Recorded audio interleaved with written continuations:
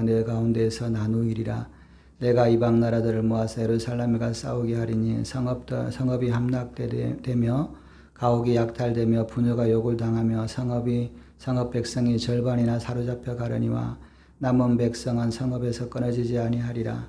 그때 여호와께서 나가서 그 이방 나라 아들을 주시되 이왕의 전쟁 날에 싸운 것 같이 하시리라. 이 스가랴서 24장의 말씀은 이제 여호와의 날에 대해서 말씀을 하고 있습니다. 이제 많은 학자들이 이 스가랴서의 이 예언이 이제 마지막 때 예수님 오실 때 일어날 일들에 대한 예언이라고 이제 말씀을 합니다. 그래서 이제 이게 어느 때냐 이렇게 하는데 사실은 이게 이 스가랴가 예언이 여러 번에 이제 걸쳐서 이렇게 나와 있다라고 이제 해석을 하기도 합니다. 그래서 우리가 알고 있는 예수님이 공중에 재림하셔서 우리가 이제 휴거되고 적그리스도를 무찌르고 다 이제 지옥에 보내고 예루살렘 동편에 내시는 그때냐 아니면 그 전에 이제 구원을 베푸시는 날이냐라고 할 때 우리는 그냥 이건 마지막 때 예수님 오시는 그때만 이렇게만 생각을 하는데 사실은 이제 그렇게 해석하기보다는 그 전에 이제 이스라엘 백성들이 모두 다 주님 앞에 돌아오게 하는 그런 큰 전쟁의 때에 이제 예수님의 구원의 말씀을 하십니다. 물론 이제 마지막에 예수님이 그 예루살렘에 공중에 올라가셨던 것처럼 오셔서 이제 다스릴 때에 대한 예언도 있지만 이게 섞여져 있어요. 그래서 이것들이 이제 이게 어느 마지막 날에 그냥 예수님 오실 때까지 이루어지겠지 이렇게 막연한 게 아니라 그 전에 이제 이런 일들이 일어날 거다라고 이야기를 합니다. 성경에는 여호와의 날, 그날 이런 표현이 있습니다. 우리가 그래서 성경의 여호와의 날이라고 하는 건 이제 그것은 우리가 심판의 날을 이야기를 합니다. 그래서 우리가 여호와의 날을 기다리지 말라 이런 표현도 있거든요. 이렇게 여호와의 날은 심판의 날이고 또 한편으로는 뭐냐면 구원의 날입니다. 심판의 날이라는 말은 이제 홍수를 생각해 보시면 홍수가 내리는 그 심판의 날은 세상을 심판하지만 의인이었던 노아 가족은 구원을 받는 날이잖아요. 그래서 우리가 이 하나님의 심판의 날까지 의인들은 고통을 받고 힘들어하지만 그 심판의 날이 되면 죄인들은 하나님의 심판을 받고 의인들은 구원을 받는다. 그래서 항상 우리가 구원이라는 말은 심판과 전제되어 있다는 거죠.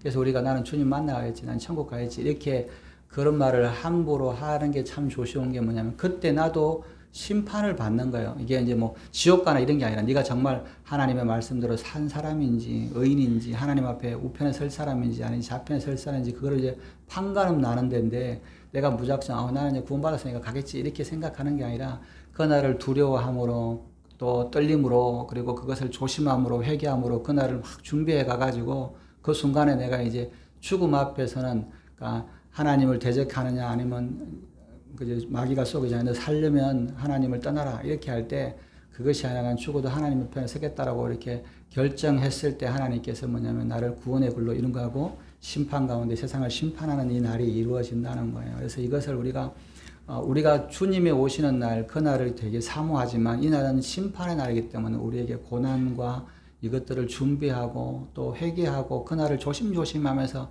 무서워하면서 이렇게 그것을 바라보고 가는 것이 사실은 이제 여호와의 날입니다. 그래서 여호와의 날은 심판의 날이다.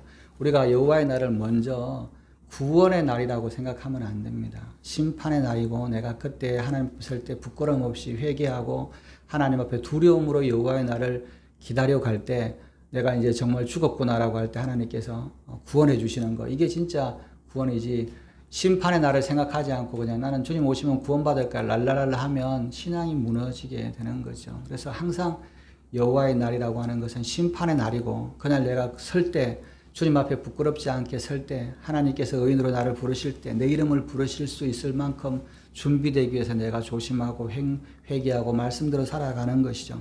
그래서 여호와의 날인데 이 여호와의 날은 사실은 하나님의 심판의 날이 있을 것이다 라고 말씀하십니다. 근데 그 여호와의 날이 이르는데 그 날에는 내 재물이 약탈됐다. 여러분 여기서 내 재물은 누구를 말하냐면 이스라엘과 예루살렘을 이야기합니다. 믿는 자들의 재물들, 하나님의 백성들의 재물들이 내 가운데서 나누리라. 저기 말은 뭐냐면 우리가 천국 갈 때 내가 풍요롭고 부유하고 복되게 가는 게 아니라 예수님 앞에 그 심판의 날에 멸망하지 않기 위해서 내 모든 것이 다 무너지고 내 모든 것이 빼앗기고 내 모든 것이 없어지는 그런 때, 세상에서 정말 불로 연단하는 그것 말고는 다 없어지는 그때가 되는 거예요. 그래서 여호와의 날이 되면 믿는 자에게는 큰 고난이 일어나는 것이다. 큰 고통이 일어나는 거다. 그래서 그 심판의 날에 내가 고난을 받고 있는 거예요. 그래서 이 이스라엘의 모든 재물들이, 이스라엘이 지금까지 앞으로 이제 나라를 세워서 뭐 부유해지고 이런 나라 모든 것들이 다 약탈됐다. 이스라엘이 지금까지 누렸던 모든 것들이 다 나누어지게 될 거다. 이렇게 이제 말씀을 합니다. 지금 이스라엘이 이제 뭐 처음에는 조그마한 나라로 시작해서 지금 나라가 점점 이제 강해지잖아요. 이런 중동에 이스라엘이 모든 나라와 싸워서 이길 수 있을 만큼 이제 강력하잖아요. 미국이 이스라엘이 중동을 네가 다 과슬리고 이렇게 관리해. 그리고 이제 뭐 아프리카 이제 아메리카 대륙은 우리가 다 할 거야. 유럽은 니네들이 알아서 하고 나는 이렇게 그렇게 이제 하잖아요. 그만큼 이스라엘은 유럽에 있는 모든 나라에 있는 무기보다 많은 무기들을 가지고 있고 부유합니다. 왜냐하면 석유도 나오고 가스도 나오고 그리고 산업기술도 발전되어 있고 물도 풍부하고 아랍에 있는 모든 나라보다 무기도 많고 이렇게 하니까 그렇잖아요. 그리고 부유해지잖아요. 이스라엘이 이 3년 동안에 8개 나라하고 전쟁을 했는데 다 이겼잖아요. 그 정도로 이렇게 강해진 거예요. 그리고 부유해지고 이스라엘의 인구의 한 30% 정도는 군대를 안 가고 세금을 안 내고 그렇게 하는 종교인들이 있는데도 불구하고 이스라엘이 점점점 부유해지잖아요. 왜냐하면 석유가 뭐 베네수엘라가 매장량이 세계 1위라 그러잖아요. 근데 그걸 파는 것은 몇 프로 안 되지만 이스라엘은 세계 2위 정도의 매장, 사우디아라비아보다 더 많은 가스나 석유가 발견되었는데 이게 이제 수출하기 시작을 하니까 석유도 많이 나고 물도 많고 농작물도 잘 되고 산업도 발전되고 그러니까 굉장히 부가 모이잖아요. 지금 전 세계 중에서 부유해지는 나라가 아무도 없습니다. 전 세계 중에서. 우리나라도 지금 점점 어려워진다 그러죠. 뭐 일본도 마찬가지고 중국도 마찬가지고 유럽은 더 말할 것도 없고 유럽은 뭐 얼마나 정말 가난해지고 뭐 프랑스나 뭐 우리가 알던 독일이나 이런 나라들도 가난해지고 빈곤해지고 뭐 다른 나라들도 중동도 다 마찬가지죠. 그런데 이제 이스라엘은 자꾸 부가 쌓이니까 마지막 때 이 나라들이 이스라엘을 공격하는 일들이 일어날 거다. 이것은 예수님 오시기 전에 일어날 텐데 왜 그것이 일어나냐면 이스라엘 사람들을 깨우기 위해서 주님을 찾게 하기 위해서 그런 일들이 일어날 거라는 거죠. 지금까지는 좀 세계 흩어져서 각자 이렇게 고난을 받았다면 이제는 다 모아서 이스라엘을 다시 세우고 하나님의 연이 성취된 가운데서 그들이 많은 부와 재물을 이렇게 축적하고 이제 살만하다, 잘 산다, 우리가 잘 산다라고 할 때 하나님께서 이제 그 모든 나라들을 보내서 이스라엘을 공격하게 할 거다. 왜? 그들을 연단하고 깨우기 위해서 하는 일이 일어날 거다는 거죠. 그래서 이 이스라엘 사람들에게 여호와의 날, 심판의 날, 징계의 날이 임하는 거죠. 그런데 이 징계의 날은 이스라엘을 멸망시키는 날이 아니라 이스라엘이 하나님 앞에 돌아오게 하는 날이요. 이스라엘을 대적했던 나라들을 심판하는 날이 될 거다라고 이야기합니다. 이것은 이제 우리가 말하는 이 마지막 때에 적그리스도가 와서 하는 것보다 조금 더 일찍 일어날 일이다. 이렇게 이제 해석을 많이 합니다. 이 일이 끝나고 나면 적그리스도가 뭐 7년 동안 이렇게 일이 날 거다. 이렇게도 해석을 하는데, 그렇지 않아도 이 모습은, 마치, 이 계시록의 19장에 보면 이제 또 천년 왕국 이후에 또 나타날 그런 때도 똑같거든요. 그래서 이게 이 성경에 있는 것은, 어떻게 보면 우리가 이제 이거를 원형이라고도 하기도 하는데 이게 이제 있었던 일이 항상 그것이 일어나는 겁니다. 예를 들면 이런 거죠. 시내산에서 여호와가 하나님이 구름 가운데 땅에 강림하셨어요. 이 모습은 동일하게 예수님이 구름 가운데 예루살렘에 강림하실 것에 대한 예표입니다. 이 뱀을 들어서 놋뱀을 만들어서 나무에 다는 것은 예수님이 십자가에 매달리실 것에 대한 예포인 거거든요. 근데 놋뱀을 본 것으로 말미암아 그 광야에서 사람들이 구원을 받았잖아요. 예수님이 십자가에 달리시는 것을 믿음으로 구원을 받잖아요. 이게 동일한 패턴이에요. 동일한 믿음에 대한 것들이거든요. 그래서 하나님께서 여호와의 날 심판 날 가운데 백성들이 고난받고 어려움을 당하고 그런 그 환난을 지날 때 그때 이제 많은 사람들은 이 사람들은 무너뜨려서 이겼어. 뭐 예수쟁이들 다 끝냈어라고 할 때 하나님께서 그 대적했던 사람들을 심판하고 믿는 자들을 구원하시는 이게 성경의 패턴입니다. 이게 마지막 때가 계속 일어날 거라는 거죠.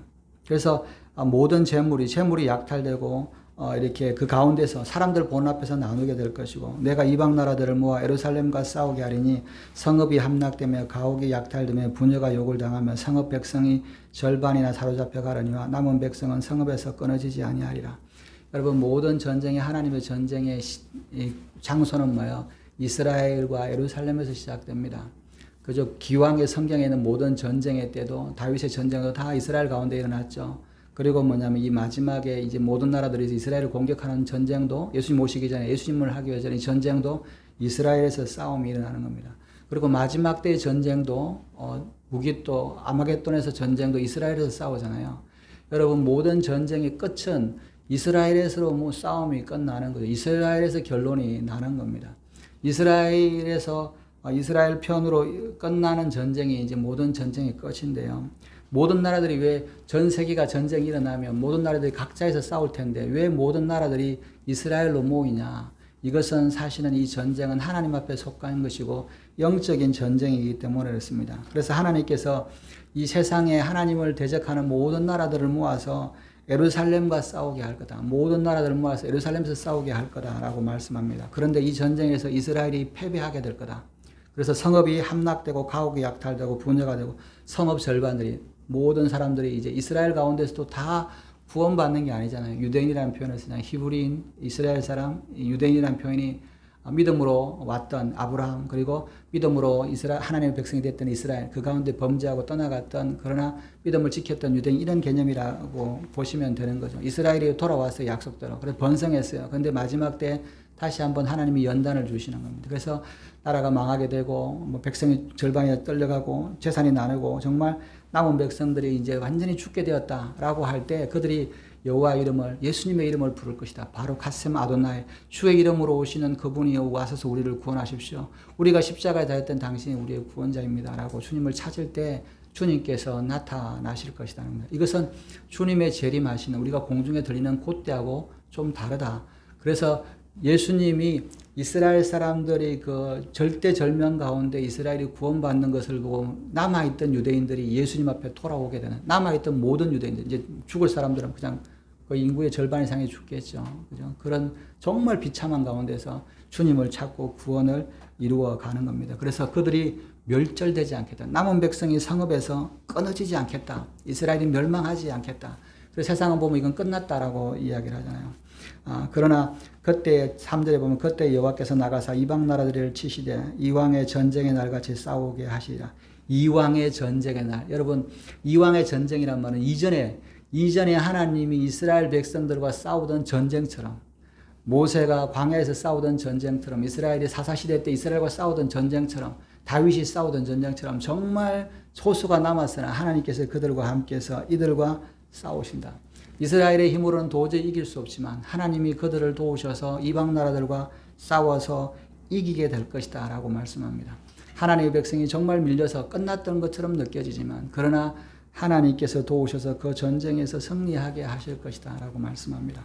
여러분, 이 세상에 지금 일어나는 일은 하나님의 백성과 이스라엘을 포함해서 우리 예수 믿는 이 백성과 영적으로 사단의 싸움입니다.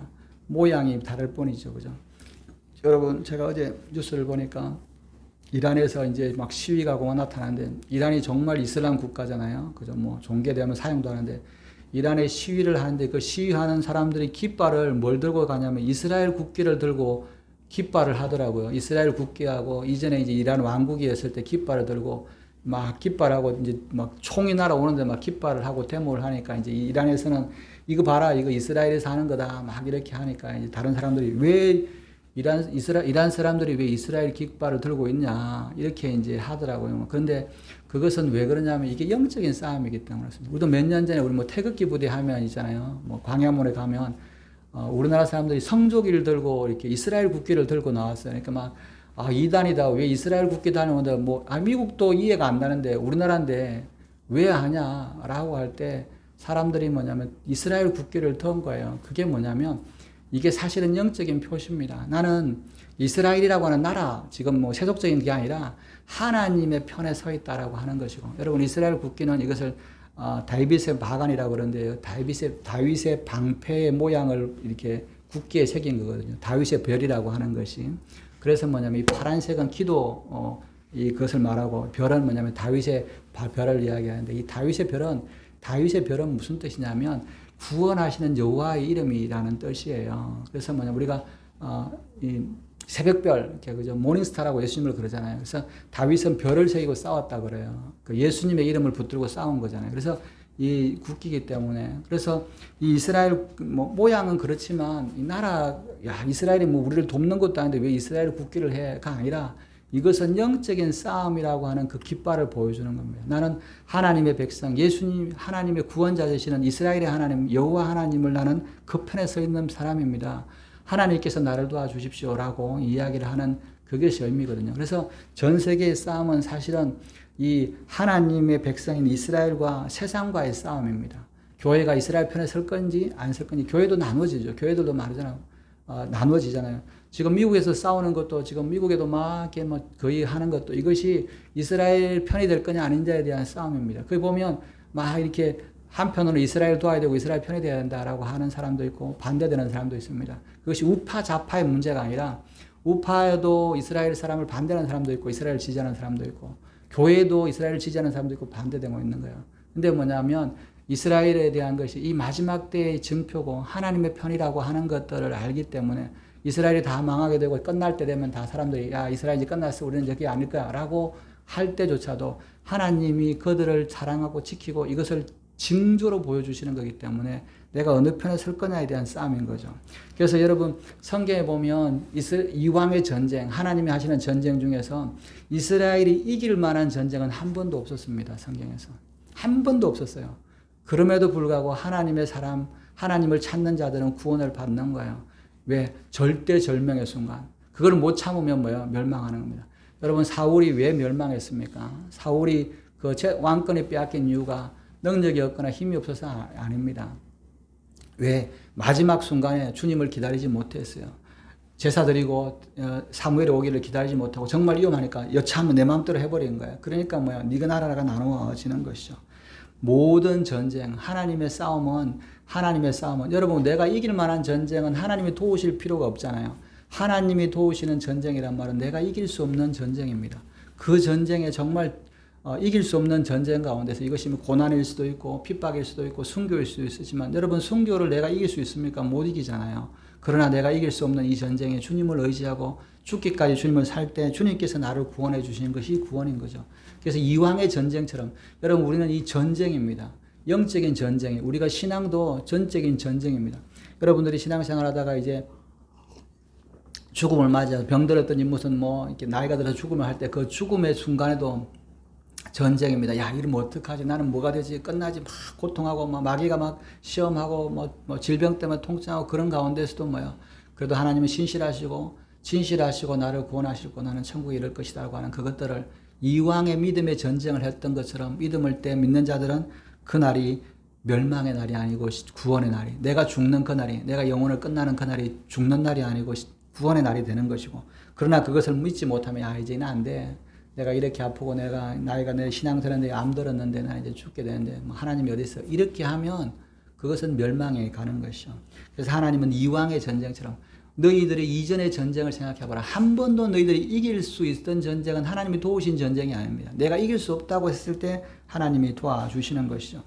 4절에 그날에 그의 발이 예루살렘 앞 곧 동쪽 감람산에 서실 것이요 감람산은 그 가운데에 서서 동서가 갈라져 매우 큰 골짜기가 되어서 산 절반은 북으로 산 절반은 남쪽으로 옮기시고 그 산은 골짜기는 아셀까지 이를지라 너희가 그 산 골짜기로 도망하되 유다왕 우시아 왕 때에 지진을 피하여 도망하던 것 같이 하리니 나의 하나님 여호와께서 임하실 것이요 모든 거룩 찬 자들이 주와 함께 하리라. 그날에는 빛이 없겠고 광명한 것들이 떠날 것이라. 여호와께서 아시는 한날이 있으리니 낮도 아니요 밤도 아니라 어두운 갈대 빛이 있으리라. 하나님께서 그날에 이 이스라엘이 멸망할 순간에 그 마지막 때에 하나님께서 그 발을 예루살렘 동쪽 감람산에 서실 것이다 라고 말씀하십니다. 그래서 많은 학자들은 이것은 예수님이 오시는 때다 이렇게 하는데 그런 것이 아니라 마치 신의 산에서 하나님이 강림하시는 것처럼 예수님이 오시기 전에 우리가 예수님이 오셔서 인간의 이제 불활하신 오셔가지고 세상을 통치하시는 적그리스도를 치시기 전에 하나님의 구원의 모습들이 나타날 것이다 라고 말씀을 합니다. 이것을 뭐냐면 올라간 것처럼 주님이 구름 타고 올라가신 것처럼 그대로 보는 것이 아니라 주님이 서시는 그 발을 사람들이 보게 될 거다라고 이야기합니다. 이것을 이제 본다 그렇게 생각하면 주님이 재림할 때 이렇게 성경에 사도행전에 있는 것처럼 올라간 것처럼 이렇게 내려오시는 그때 적그리스도를 절망하고 이제 세상을 1000년 동안 통치할 때 모든 악들을 적그리스도와 거짓 선지자를 지옥에 보내고 그리고 표를 받은 사람 모든 사람 지옥으로 보내고 사단만 1000년 동안 무지경에 두는 그때 1000년 동안 주님이 다스릴 낙원의 때 그 이제 마귀를 다시 해서 잠시 동안 내어놓기 전에 그때 살아갈 때 주님이 다스리는 주님이 인간의 몸을 이스라엘 왕으로 다스리는 그때가 아니라 그때보다 그 오시기 전에 주님이 강림하실 것이다 라고 말씀하십니다. 발이 서실 것이다 라고 하는 겁니다. 왜? 여러분 주님이 이게 그때 보이는 거 아니라 여러분 우리가 주님의 이왕의 전쟁에 이전의 전쟁에 보면 하나님이 함께 하셨어요. 그 가운데 계셨지만 그것을 본 사람도 있고 대부분은 뭐냐면 주님이 계시는 것을 인지하지 못하는 경우가 많았습니다. 기드온이 전쟁을 할 때 하나님이 내가 너와 함께 하겠다 라고 했을 때 주님이 함께 하시는 증거를 보여달라고 했어요. 왜? 주님이 탁 나타나고 군복을 입고 딱 서 있는 게 아니라 주님이 함께 계시지만 보지 못하는 경우가 있잖아요. 그럴 때 어떻게 돼요? 야, 네가 해봐라. 양을 젖어서 아니면 양을 마르게 해서 그것도 안 되니까 적군에 가가지고 꿈을 꾸는 것을 보여주잖아요. 그럴 때 이 기드온이 주님이 우리와 함께 하시는 이게 기드온의 하나님이 칼이고 기드온의 칼이고 함께 하신다는 걸 깨닫고 나아가잖아요. 이스라엘이 주님이 나타나서 나 믿어 나 진짜 딱 하기 전에 정말 망하고 나서 이제 끝날다라고 생각했을 때 이스라엘 남은 자들이 예수님의 이름을 부를 때 예수님이 기적 가운데 이 전쟁을 승리하게 하시는 것을 보면서 주님이 여기 계신다. 근데 어디 계시냐? 어떻게 하냐? 그럴 때 예수님께서 감람산에 서시는 거다. 근데 이 감람산이 어떻게 하냐? 동서로 갈라지겠다라고 이야기합니다. 감람산이 동서로 갈라진다면 감람산을 중심으로 이쪽 동쪽 감람 이게 나눠지는 거. 이 나눠진다는 말은 뭐냐면 이스라엘이 이 깊은 계곡이 만들어지는 것이죠. 이 감람산이 동서로 갈라져서 큰 골짜기가 되고 절반은 북으로 절반은 남쪽으로 이게 둘이 나눠서 절반은 북으로 절반은 남쪽으로 해서 큰 계곡이 만들어지는 거죠. 예루살렘이 위기에 돼가지고 망하게 됐을 때 이 예루살렘 동편에 있던 감람산이 나눠지면서 갈라지기 때문에 이스라엘을 포위하고 멸망시키려고 했던 이 군대가 다 무너지고 그 남은 자들이 그 산을 당해서 피신하게 될 거다라고 하는 거죠.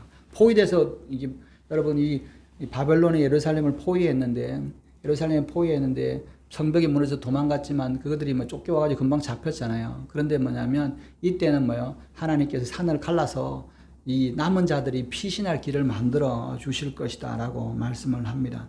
그 산 골짜기는 아셀까지이라 너희가 그 산 골짜기로 도망하되 유다왕 우시야 때의 지진을 피하여 도망하던 것 같이 하리니 나의 하나님 여호와께서 임하실 것이요 모든 거룩한 자들이 주와 함께하리라. 그래서 남겨졌던 사람들이 이 지진을 통해서 쫓아오던 자들이 다 무너지고 그 지진을 통해서 피해서 나오게 될 거다. 그걸 보면서 마치 여러분 홍해를 건널 때 이스라엘 사람들이 하나님 우리와 함께 안 계시다라고 생각한 사람은 한 사람도 없을 겁니다. 왜냐하면 홍해가 벽에 서서 있는 것들을 봤기 때문에 마지막 때 이때도 이 하나님의 이 구원의 때도 예수님이 와서 구원할 때도 이제 우리 끝났다 우리 인구는 다 하고 성벽도 망했다 이제 망했다라고 막 했을 때 예수님의 이름을 부를 때 산이 갈라져서 피할 길을 나눠서 그들이 그 골짜기를 통해서 아살까지 남쪽으로 이 아셀까지 이를지라라고 하는 이 남북이 이스라엘 전체를 가로지르는 이 큰 지진이 일어날 거라는 겁니다.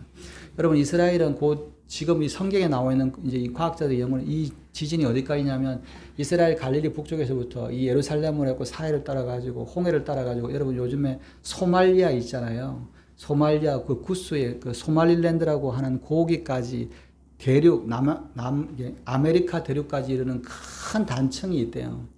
이게 뭐냐면 가장 큰 세계에서 큰 이 단층 지역이 있다고 그럽니다. 근데 이 과학자들이 그런데 고기까지가 다 나눠질 거다. 그러니까 땅이 이제 완전히 갈라지는, 그래서 이스라엘 백성들이 피할 수 있는 길을 만들어 주실 것이라는 거죠. 우시아 때도 그런 일이 있었는데, 우시아 때의 지진을 피해서 사람들이 도망하던 것처럼 그때 하나님께서 지진을 통해서, 큰 지진을 통해서 그 백성들을 구원하실 것이다 라고 말씀을 합니다. 그래서 하나님께서 마지막 때에 큰 지진들이 자꾸 일어난다라고 이야기할 때, 그때 뭐냐면 많은 사람들이 지진으로 죽기도 하지만 하나님의 백성들은 구원의 길로 열어주실 것이라는 겁니다. 여러분, 홍해를 건너서 구원받을 줄 아무도 몰랐잖아요. 그러나 지진이 갈라져서 땅이 갈라진 그 틈으로 구원받는다는 것은 사람이 상상할 수 없는 거잖아요. 하나님의 방식이 아니면 모릅니다. 이것이 어떻게 될지도 우리도 알 수 없어요. 여러분, 지진 나서 땅 갈라지는데 그게 그 사이로 들어가서 구원받는다는 게 있을 수가 없잖아요. 그러나 하나님은 그와 같이 구원을 하실 것이고, 하나님이 나의 하나님 여호와가 임하실 것이다 라고 이야기합니다. 이스라엘은 예수님을 나의 하나님 라고 부르지 않았어요. 그러나 그때에는 그 남은 자들은 예수님은 나의 하나님. 여러분, 도마가요, 예수님이 부활하시고 나서 의심이 많아서 예수님을 믿지 못했어요. 그러나 주님이 나타나셔서 보고, 야, 만져봐라. 그러니까 뭐야? 나의 하나님, 나의 주, 나의 하나님이라 그러잖아요. 나의 주, 나의 하나님이라는 말은 히브리어로 하면 여호와 엘로힘이라는 뜻입니다. 여호와 하나님이라는 뜻이에요. 그러니까 도마의 고백이 뭐냐면, 예수님을, 우리를 이왕에서 구원하셨던, 역사 가운데 구원하셨던, 성경 가운데 구원하셨던 여호와 하나님이라고 하는 고백을 예수님한테 하는 거예요. 그러니까 주라는 말이 헬라어로 큐리오스인데, 이것은 히브리어로는 아도나이를 이야기하거든요. 우리가 성경에 보면 여호와 하나님이라는 말이 있는데, 여호와라는 말은 하나님 하면 그냥 엘로힘, 창조하시는 분 이렇게 하지만, 여호와라는 말은 구원하시는 말이란, 구원자라는 뜻이거든요. 그러니까 구원하시는 하나님, 예수님, 그죠? 성자 예수님을 우리가 이야기를 합니다. 그래서 이스라엘 사람들이 예수님을 나의 구원자 하나님이라고 부르게 될 것이라는 거죠. 그리고 모든 거룩한 자들이 주와 함께하리라. 그래서 예수님을 믿는 모든 사람은, 한 사람도, 벌써 절반은 다 죽었지만 예수님을 믿는 사람들은 모두 다가 주님과 함께하리라. 노뱀이 들렸을 때 그를 믿는 자들은 다 구원을 받았고, 믿지 않는 사람은 다 죽은 것처럼 그때 유대인들이 예수님을, 남은 자들이 주님을 찾게 될 것이다 라고 말씀합니다. 그날에는 빛이 없겠고 광명한 것들이 떠날 것이다. 여호와께서 아시는 한 날이 있으니 낮도 아니요 밤도 아니요 어두워 갈 때에 빛이 있으리라. 여러분, 하나님께서 빛이 있으면, 우리가 빛을 보면 눈이, 세상에 있는 광명체, 태양이나 있으면 우리가 어디로 갈까 막 눈을 찾고 가잖아요.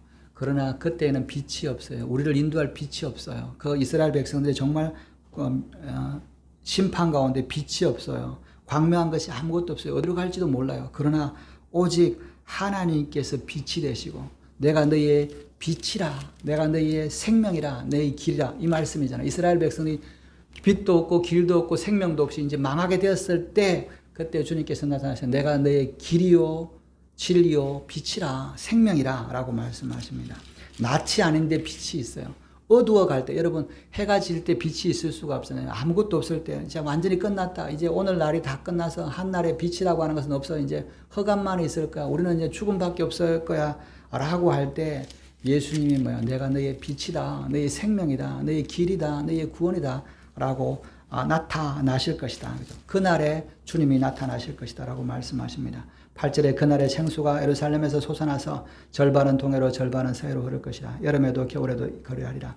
이 말씀은 마지막에 대한 이 예언, 주님이 오셔서 탕취할 때 천녀에 대한 이야기도 되지만, 또 하나는 뭐예요?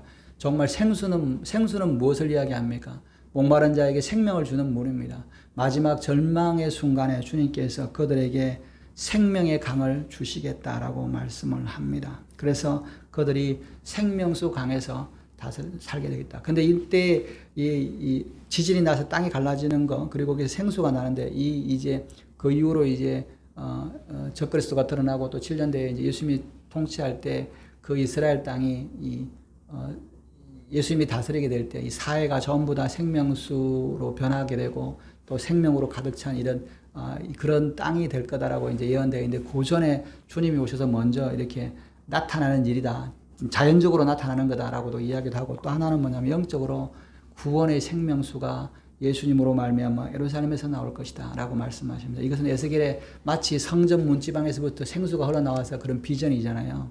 이게 어떻게 이럴까라고 할 때, 이게 생명수가 흘러나오게 되는 것을 이야기합니다. 즉 예수님이 예루살렘으로부터 전 세계 모든 나라의 복음이 또서 믿는 자들의 생명을 이루어 주는 거죠.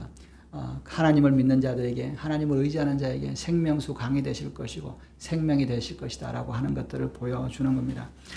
이 일은 아직 우리에게 일어나지 않았습니다. 그러나 분명한 것은 이 일이 점점 가까이 오고 있는 거죠.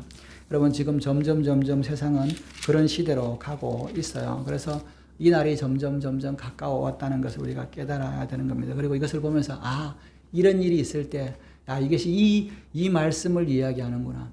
여러분, 제자들의 탁월한 점은 뭐예요? 예수님의 제자들의 탁월한 점은 뭐예요? 오순절 성령 강림이 딱 일어나자마자 뭐를 했냐? 요엘서의 말씀이 이 날을 이야기하는 거다라고 선포를 하는 겁니다. 우리가 성경을 여러 날이 있잖아요. 이따가 뭐냐면 이게 지금 이 날을 이야기하는구나. 이게 딱 깨달아지는 게 뭐예요? 우리가 성경에서 우리가 그런 거죠. 살아있는 말씀, 레마의 말씀이라고 표현하잖아요. 이게 성령의 말씀이구나. 성령께서 주시는구나.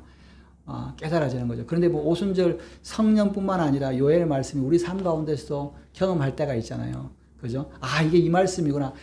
이 초대교회에 임했던 성령의 강림 사건이 요엘이 말했던 게 이게 지금 나한테 일어나고 있네 라고 이게 깨어달라는 거죠. 과거에 일어난 게 아니라 나한테 지금 일어나고 있나 이렇게 느껴지는 거죠. 이게 우리가 생명의 말씀이 되는 것처럼 이 말씀이 이루어질 때 우리가 그때는 믿는 자들은 깨닫게 됩니다.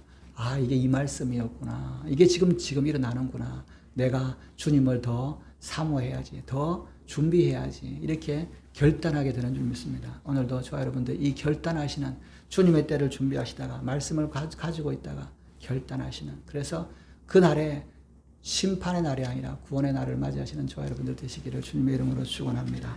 기도하시겠습니다. 하나님, 여호와의 날, 심판의 날에 우리가 세상과 함께 멸망하는 어리석은 모습이 아니라 하나님의 백성과 하나님의 사람들과 함께 구원의 날로 바꿀 수 있도록 우리가 회개하고 깨어 있어서 말씀을 사모하며 살아갈 수 있는 저희들 되게 하여 주시옵소서. 여호와의 날이 나에게 심판의 날로 오는 것이 아니라 나에게 구원의 날로 돌아오게 두렵고 떨림으로 그 날을 준비하고 또 회개하고 주님의 말씀대로 살아가는 저희들 되게 하여 주시옵소서. 감사하며 이 모든 말씀을 이고 주 예수님의 이름으로 기도드렸습니다. 아멘. 주기도문 하시겠습니다. 하늘에 계신 우리 아버지여, 이름이 거룩히 여김을 받으시오며